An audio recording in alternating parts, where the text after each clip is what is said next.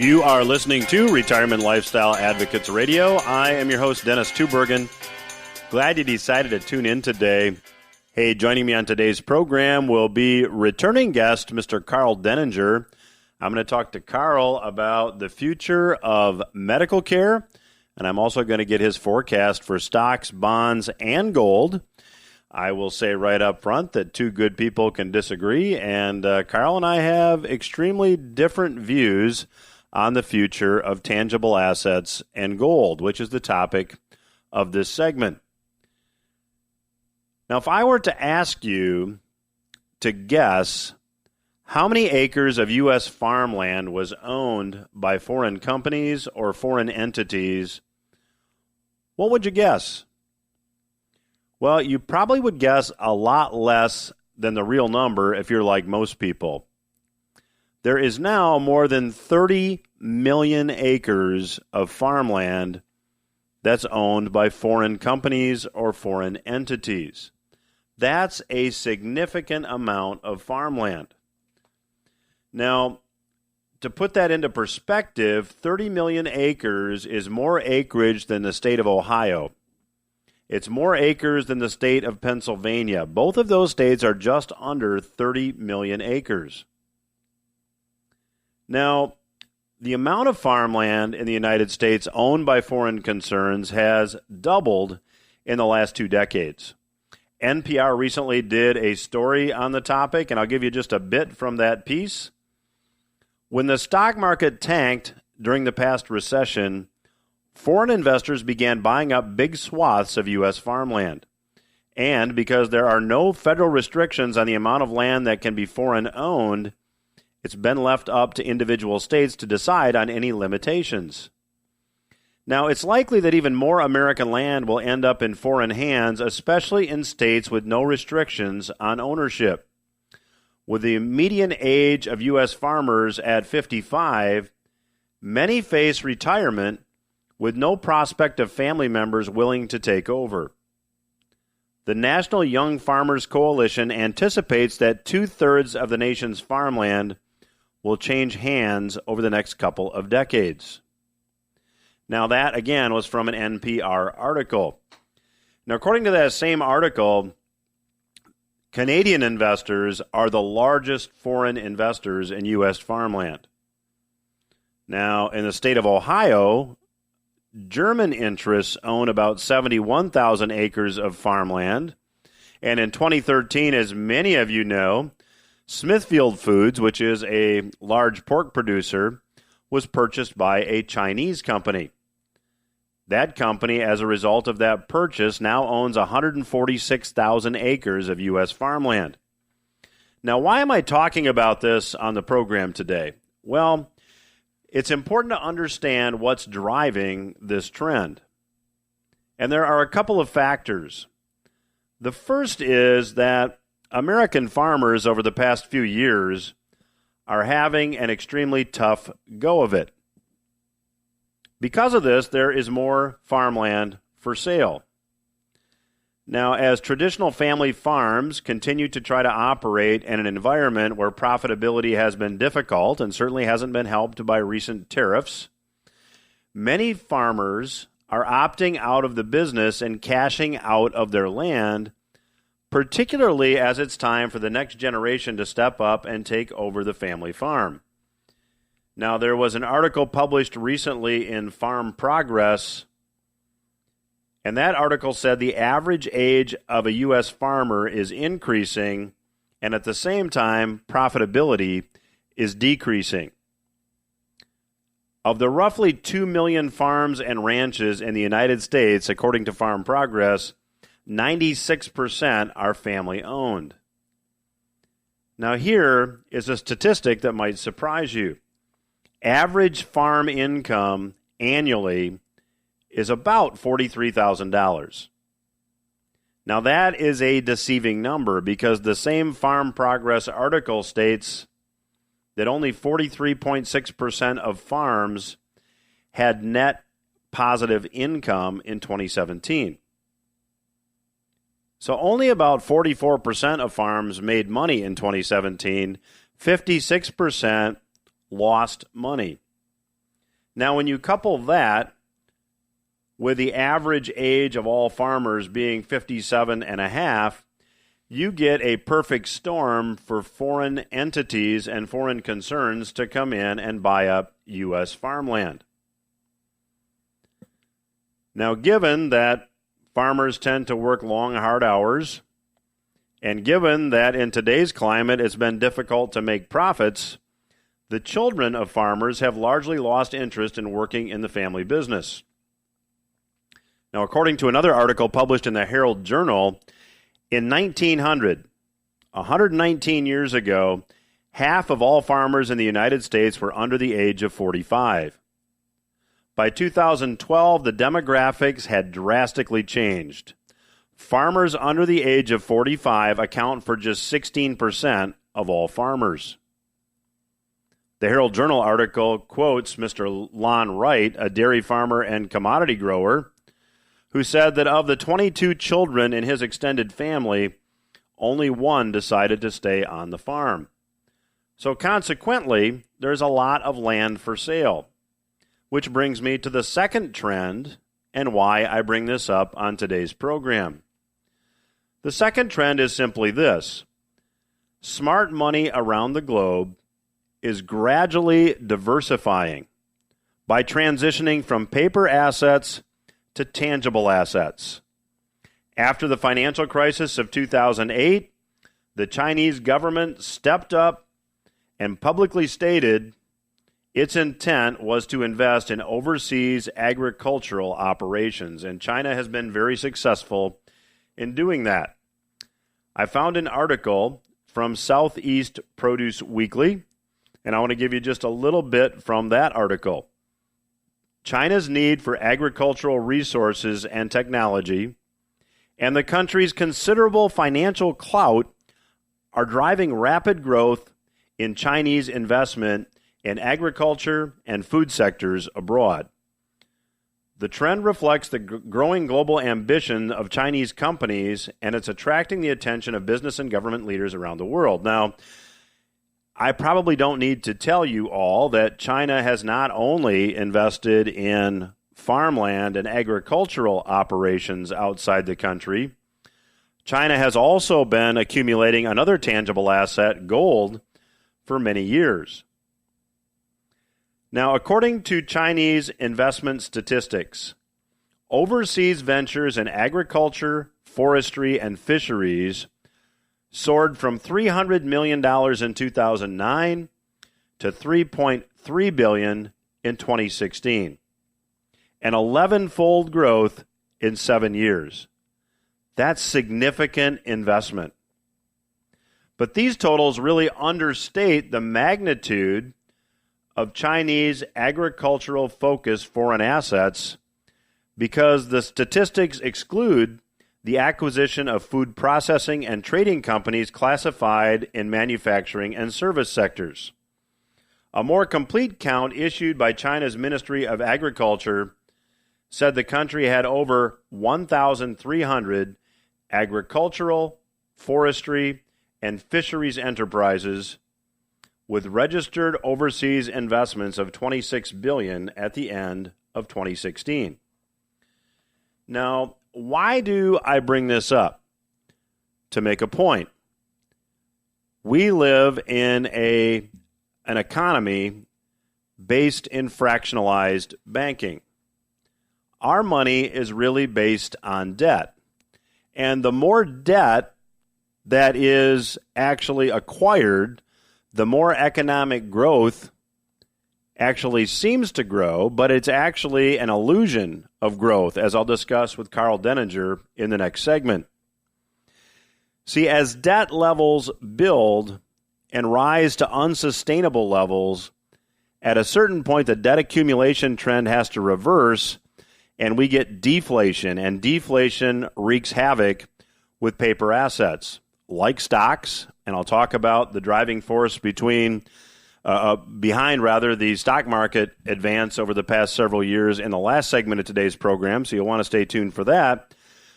But the smart money is moving from paper assets to tangible assets, at least in part. and I think it's important that you do as well. This is the last week we'll be offering the New Retirement Rules book for free. There are strategies in diversifying into tangible assets that we outline in the book. It is an Amazon bestseller. You can get your free copy by visiting the website newretirementrulesbook.com. I'll be back after these words.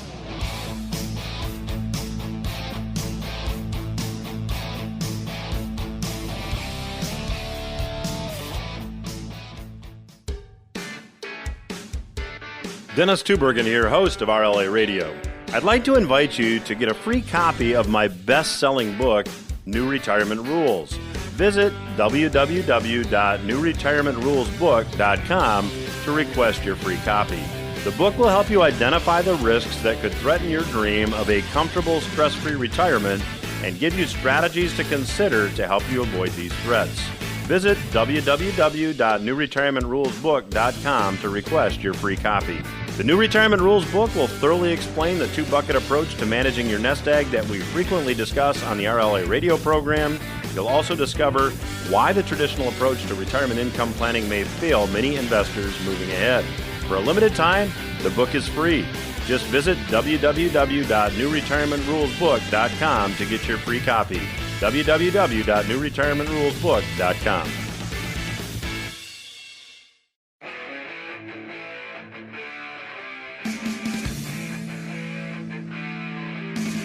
Welcome back to Retirement Lifestyle Advocates Radio. I am your host, Dennis Tubbergen. Joining me once again on the program today is a guest I always enjoy having on the program, Mr. Karl Denninger. Karl is a prolific commentator. You can read about his perspective on things at market-ticker.org. The website, again, is market-ticker.org. And, Karl, welcome back to the program. Thank you very much.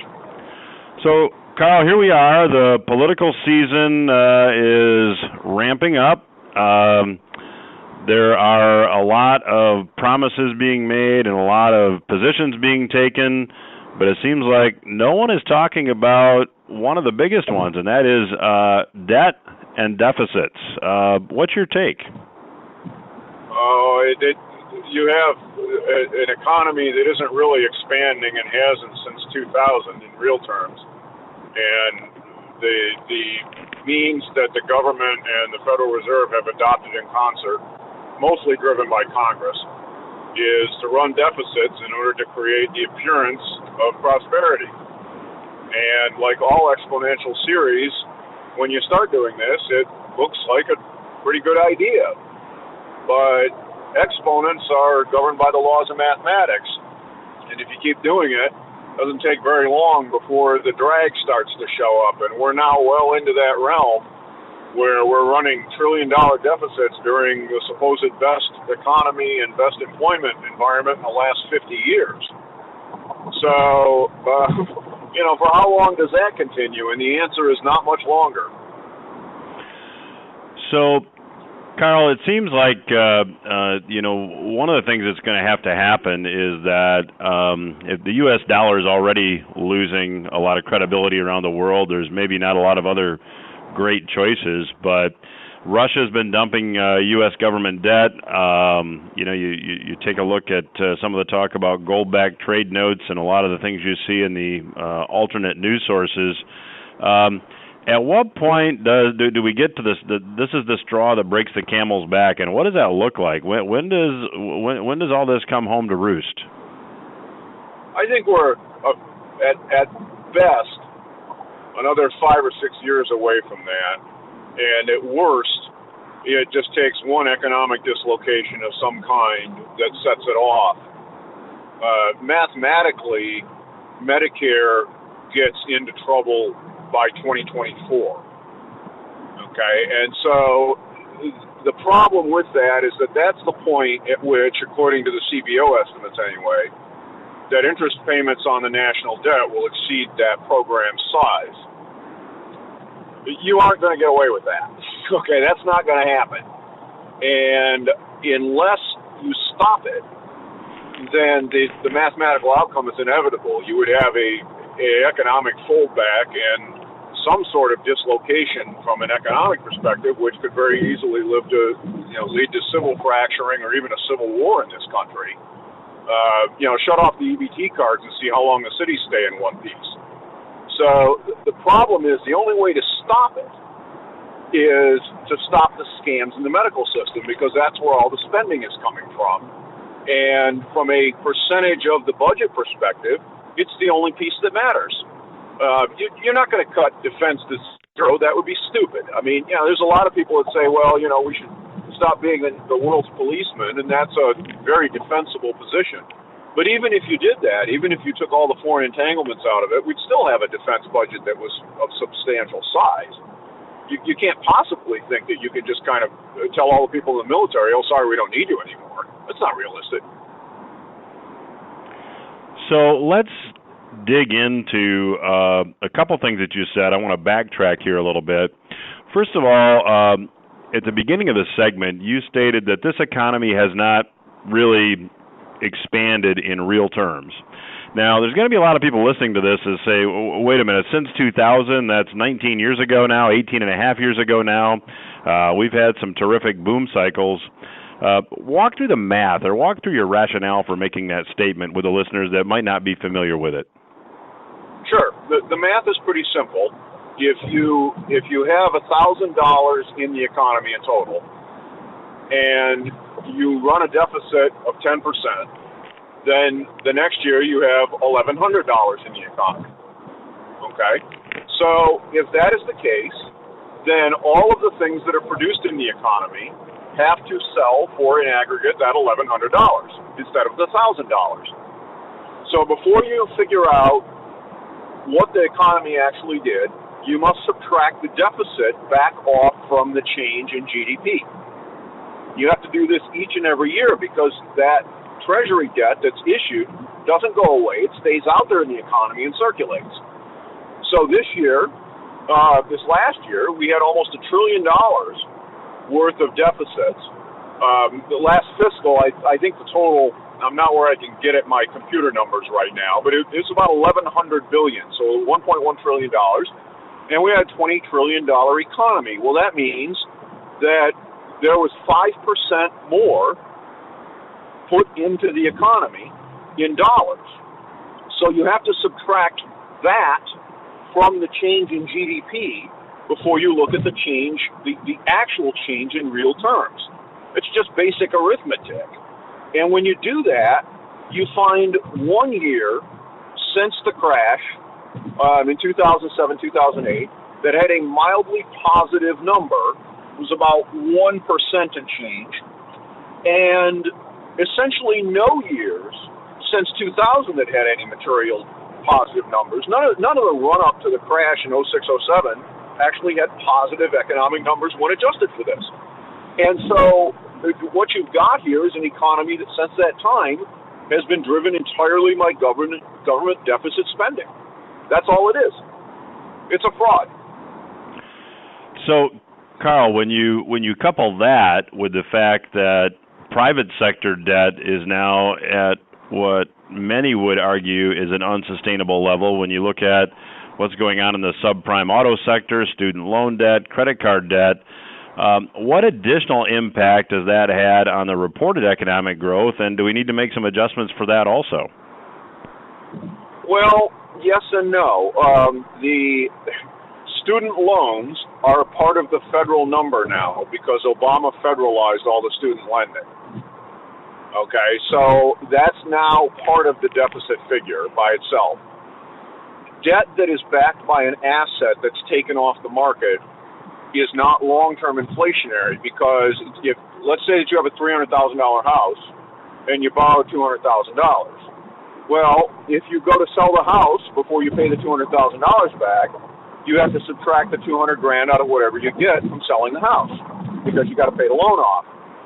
So, provided you impound an asset when a loan is taken, there's no long-term change in the monetary picture.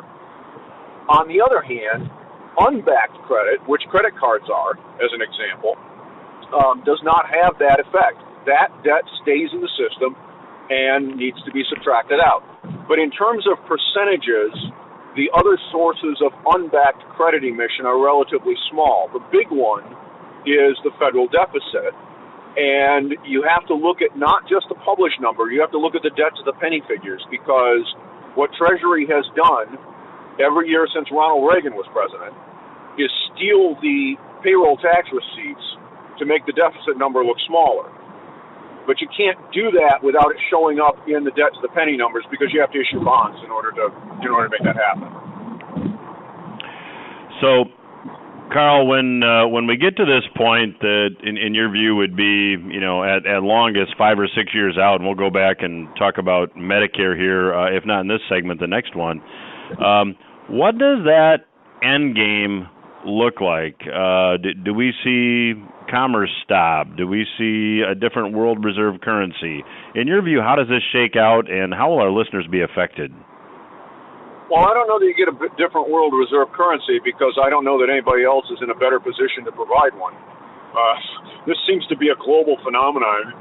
Japan did this after the Nikkei crashed, and they haven't managed to end up back where they started yet. And yet, supposedly, Kuroda, I can fix this. Well, okay, guys, exactly how many decades do you get to try to fix it and not have it work? The record on this is unbroken.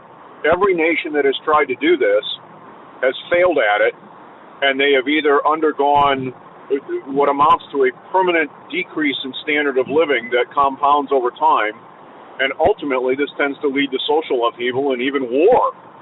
So I don't know precisely what breaks first, but anybody that thinks that the low-hanging fruit will not be plucked to the extent that it can be, and then the things that can't be paid for just simply won't, is wrong.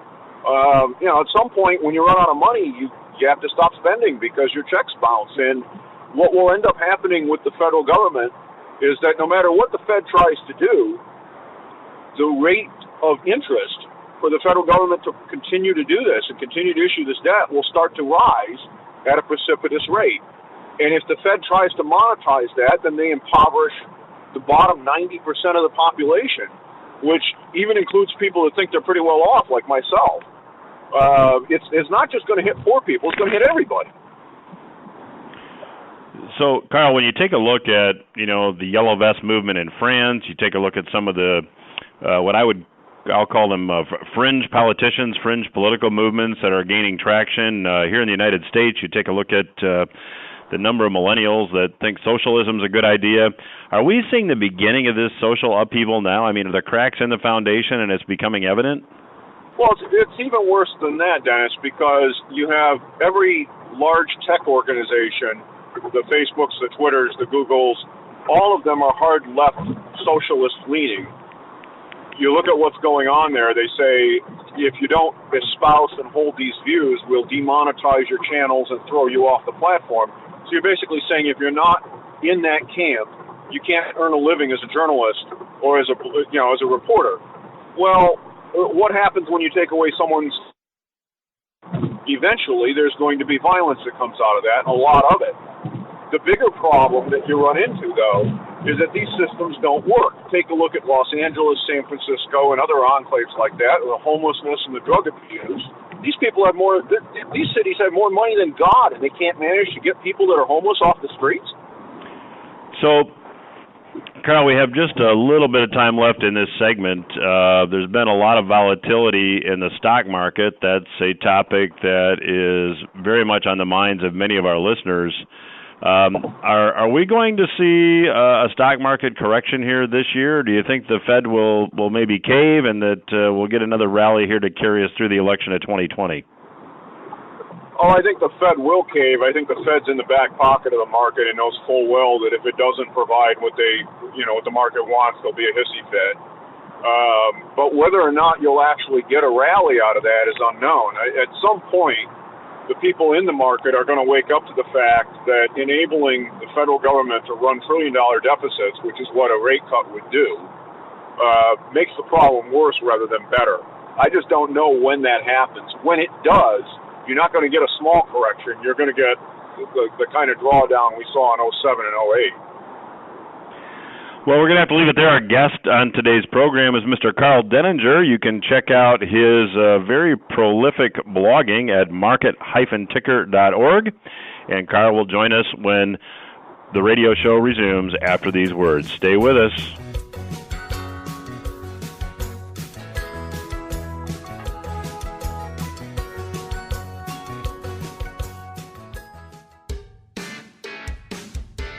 Dennis Tubbergen here, host of RLA Radio. I'd like to invite you to get a free copy of my best-selling book, New Retirement Rules. Visit www.newretirementrulesbook.com to request your free copy. The book will help you identify the risks that could threaten your dream of a comfortable, stress-free retirement and give you strategies to consider to help you avoid these threats. Visit www.newretirementrulesbook.com to request your free copy. The New Retirement Rules book will thoroughly explain the two-bucket approach to managing your nest egg that we frequently discuss on the RLA radio program. You'll also discover why the traditional approach to retirement income planning may fail many investors moving ahead. For a limited time, the book is free. Just visit www.newretirementrulesbook.com to get your free copy. www.newretirementrulesbook.com.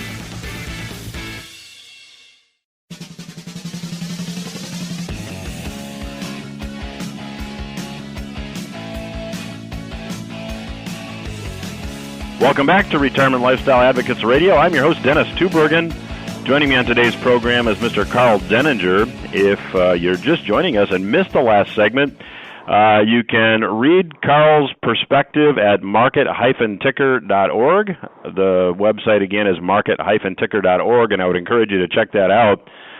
Karl, in the last segment, we talked a little bit about some of the scams in the medical system, and you alluded to the fact that that's really where a lot of savings can come from, and that's where a lot of money is wasted.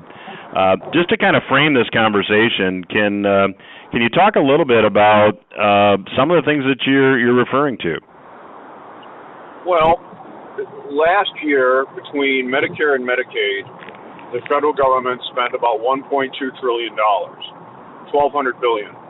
The total federal spending on all programs combined was approximately $4 trillion.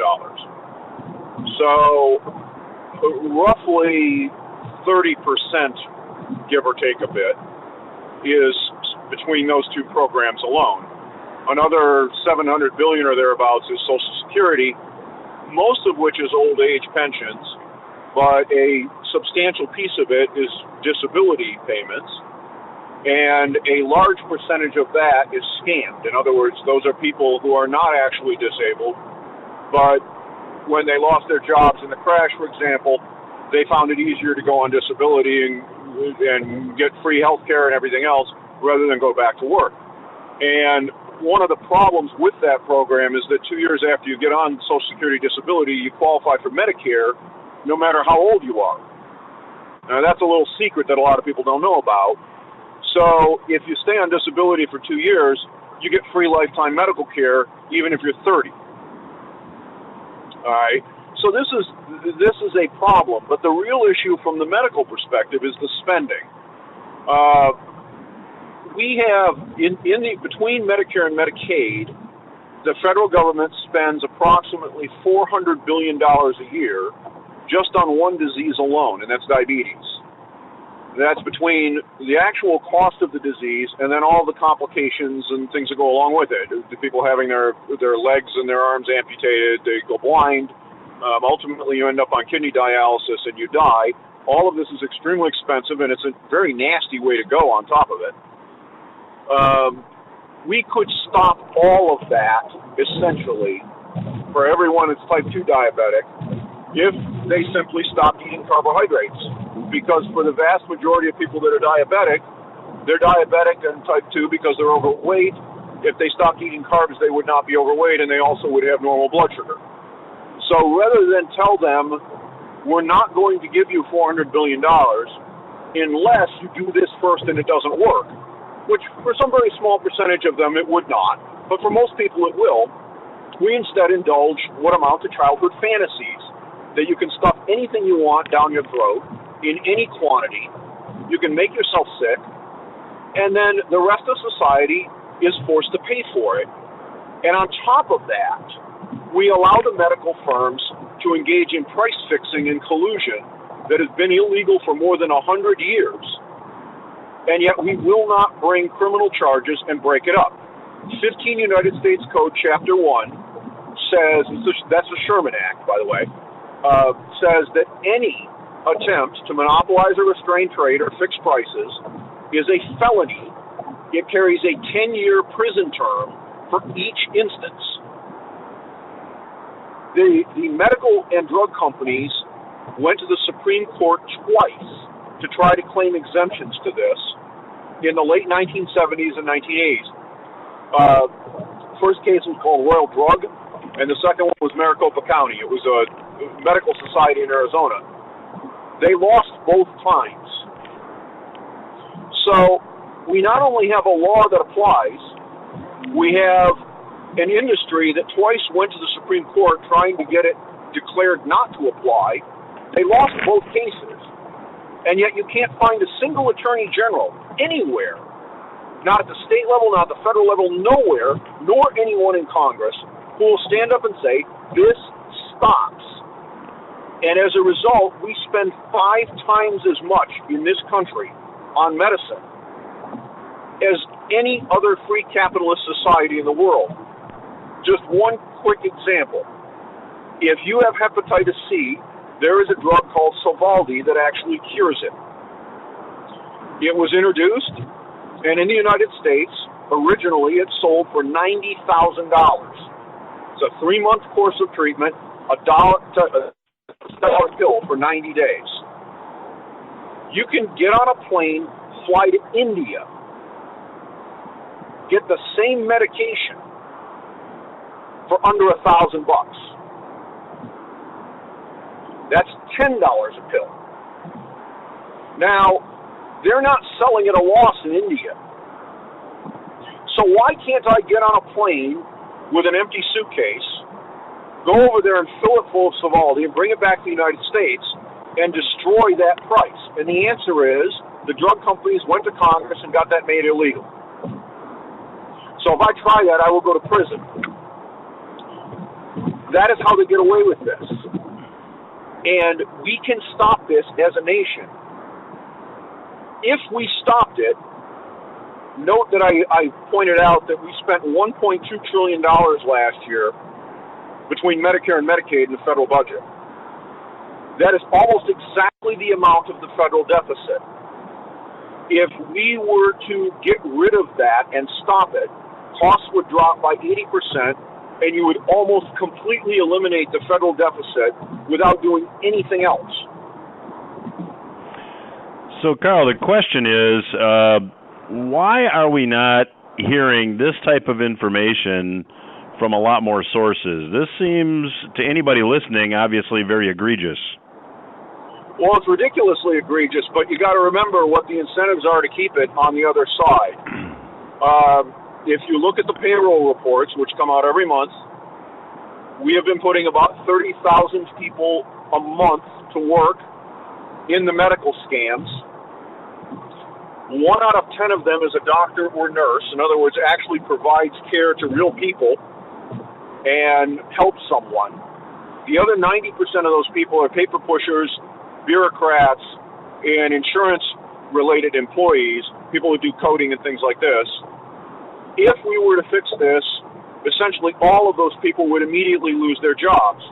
That's 300,000 people a year for the last 10 years. So that's the reason neither the Democrats or Republicans will go anywhere near this. They know what happens if they do. The problem is that if you were to do this, they'd lose their jobs immediately, but then the economy would boom. And they'd get new jobs, they'd just be in a different field. So, Karl, the late economist Herbert Stein had a saying that I like to quote periodically. He said, if something cannot go on forever, it will stop. So this is something, obviously, that fits into that category of being unsustainable, as Mr. Stein said. So my question is, How does this end? I mean, is this the 5-year time bomb at the most that you're talking about, and then, or do we go back to rationing? Do we go down that road? How does this play out? Well, yeah, this is the 5-year time bomb. The problem is if the market comes to the conclusion that the government will not stop doing it no matter what, then you get an interest rate explosion upwards and a detonation in the economy. The stock market collapses, and so does most of everything else. If, on the other hand, the government decides that it is going to stop spending ever-increasing amounts at compounding rates in this sort of a fashion, then anybody that's dependent on it, if they don't fix the model, everyone that's dependent on it dies. So, I mean, you think about this. If you're in a situation where you need, you got a medicine cabinet full of stuff, and you have to have that every day in order to maintain your health, if it gets cut off, you're dead. So, Karl, in the time we have left, let me get your take on how gold plays into all this. I have different guests on the program that have different perspectives on gold. Historically speaking, gold has always been real money. What's your position on holding gold or maybe even gold mining shares in a portfolio? I think it's highly speculative. If you look at the history, since the gold window was closed, and then of course it was technically illegal to hold and trade it until the so-called reforms, right? So there was a long period of time where there was no market for gold at all. If you happened to hold gold during that time, you had a brick because you couldn't sell it for anything. It was not exchangeable. I don't see that happening again. But if you look at the record of holding gold from say 1975 or 76 to the present day, there are a dozen financial assets, including the S&P 500 or the Dow, that outperformed it as an asset class by a factor of 4 or 5. So I don't know how anybody gets the idea that it's a good long-term hedge against anything. It certainly hasn't worked out that way in the last 100 years. So give me your take on the U.S. Treasury market moving ahead in the time we have left. We've seen the yield on the 30-year bond now drop to just over 2.5%. I read that a number of hedge fund managers are now buying U.S. Treasuries, thinking rates are going to go even lower. What's your take? Well, yeah, if you're a fund manager, then what you're doing is you're buying at the discounted price with the coupon embedded into that. So the price of bonds goes down as rates go up and vice versa, and it's multiplied by the duration. So if you are a hedge fund manager, because U.S. Treasuries are considered impossible to default, you can use effectively infinite leverage. This is an extremely popular play when you believe rate moves are coming. If you're wrong about it, you get ruined in exactly the same way. So for an individual person that is not swinging around somebody else's money as leverage, I would say if you want to be somewhere, you want to be in the short end of the curve, because at least you'll get your dollars back out. Now, what they're worth is another question. But trying to protect your wealth in a highly inflationary environment, if you're living within that country, is extremely difficult to do. You're far better off putting your efforts into solving the political issues that are going to cause it, because that has a better chance of success. Well, we are going to have to leave it there. Our guest today has been Mr. Karl Denninger, joining us from the road. And Karl, thanks so much for your time. Love to have you back on the program. Anytime. Thank you very much. We will return after these words.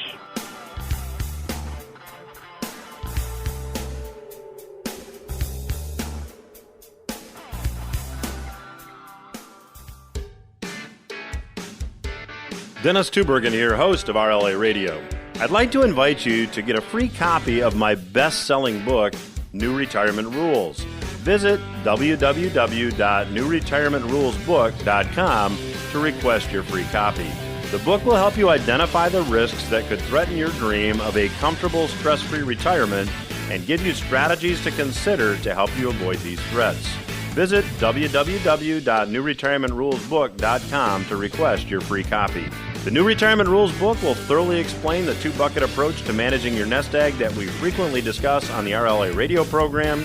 You'll also discover why the traditional approach to retirement income planning may fail many investors moving ahead. For a limited time, the book is free. Just visit www.newretirementrulesbook.com to get your free copy. www.newretirementrulesbook.com.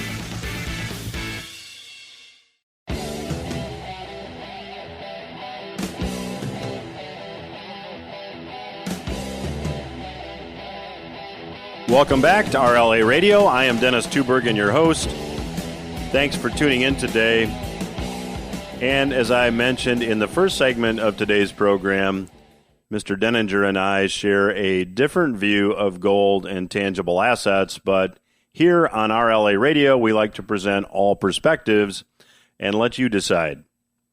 Now, in this segment, I want to talk to you about one of the not often discussed, yet really important driving factors behind the stock market's advance of late, although there's been a lot of volatility here over the past 10 months or so. One of the driving forces between the market's rally last year and the market's recovery somewhat this year has been stock buybacks by corporations. A stock buyback is simply a company buying back its own stock. Now, according to Axios, stock buybacks by companies this year are on pace to exceed last year's record level of over $1 trillion.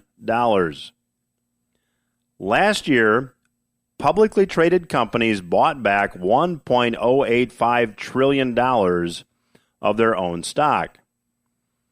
Now, this whole issue is getting the attention of some politicians. Business Insider reported this.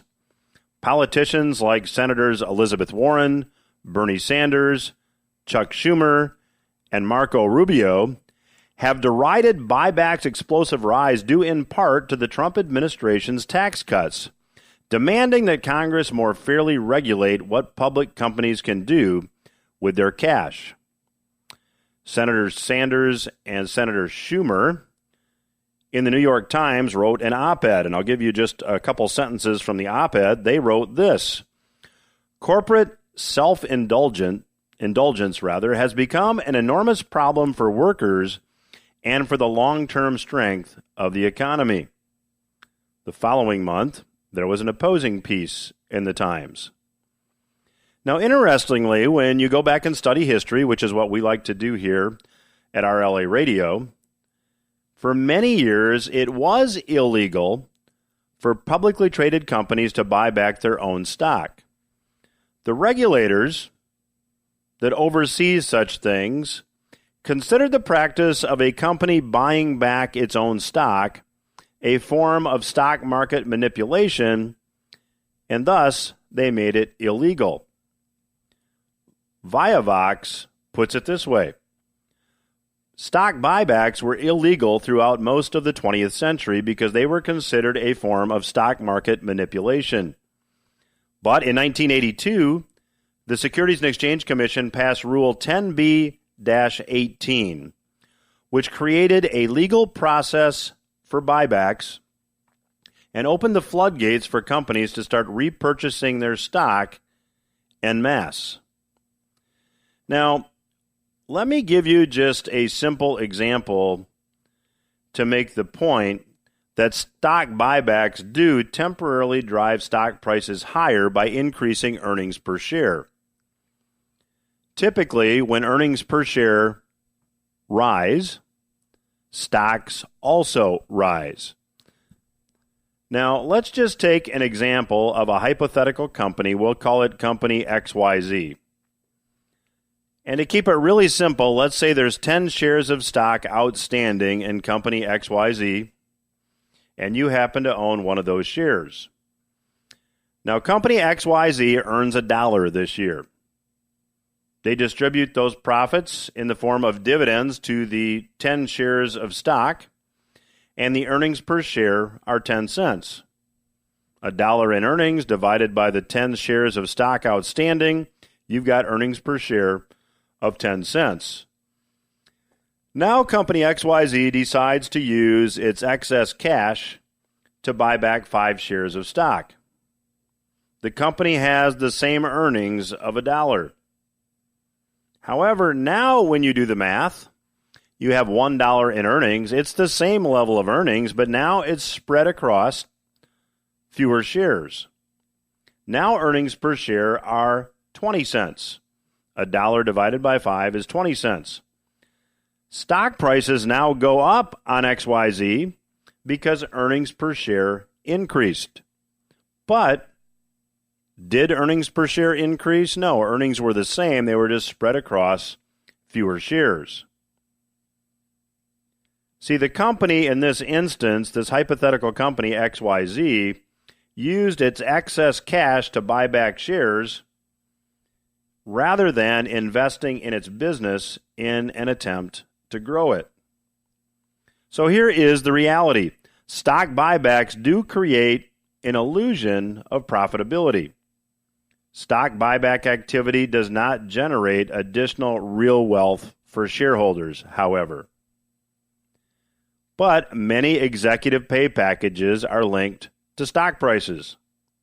So there are significant incentives for company management to keep stock prices up through buybacks. Buyback activity can drive stock prices higher, which can significantly enhance executive pay packages. Now, some would argue that increasing stock prices benefit all shareholders. And to an extent, that's true. But the only shareholders who benefit are the ones that sell their shares. And presently, there's a lot of evidence that much of the selling of shares is being done by insiders who are then converting the share sales proceeds to other forms of real wealth. There was a Bloomberg article written by John Authors who observed this in his article. For much of the last decade, companies buying their own shares have accounted for all net purchases. The amount of stock bought back by companies since the 2008 crisis even exceeds the Federal Reserve spending on buying bonds over the same period as part of quantitative easing. Now, I bring this up because it's more proof that caution should be exercised with your nest egg. The Federal Reserve printed nearly $5 trillion out of thin air since the financial crisis, which obviously was bullish for stocks. And companies have bought back more stock in terms of dollars than the Fed spent on buying bonds. Really important for you to understand how to potentially protect your nest egg. And we've got some strategies that we outline in the best-selling book, New Retirement Rules. I'd like to invite you to get your free copy of the book. All you have to do is go to the website, newretirementrulesbook.com, and let us know where to mail your free copy. The website, again, is newretirementrulesbook.com, and we'll be glad to send you a complimentary copy of the best-selling book. That's all I have for this week. Hope you got something you can use. I'll be back again next week.